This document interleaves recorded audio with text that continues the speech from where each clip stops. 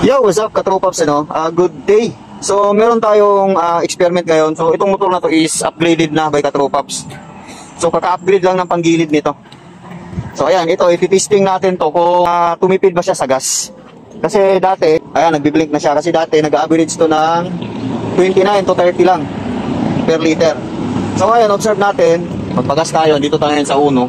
Oh no! So, observe natin dito kung hanggang saan aabot yung magpagas tayo ng 200 pesos. Tapos, kwentahin natin kung ilang kilometers yung tatakbuhin niya sa 200 pesos na magbiblink na siya next. So, magpagas tayo ng 200. I-reset lang natin. So, ayan, naka-reset yun. Trip meter. Sa mile, tsaka kilometer. So, sa kilometer tayo.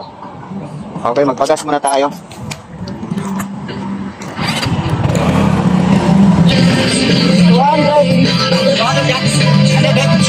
Wala. So ayan, nasa 200. So 3.5. 3.5 yan, Ayan, 3.5. Kulang 6.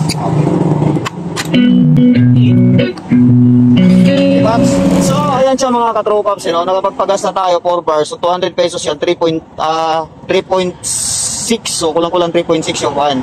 So, nireset na natin yung ito kung ilan talaga yung konsumo. So, balikan ko kayo pag magbiblink na to ulit. So, ayan siya mga katropa. So, nagbiblink na siya mga katropa. So, umabot ng 152 kilometers. Kulang-kulang sa 153.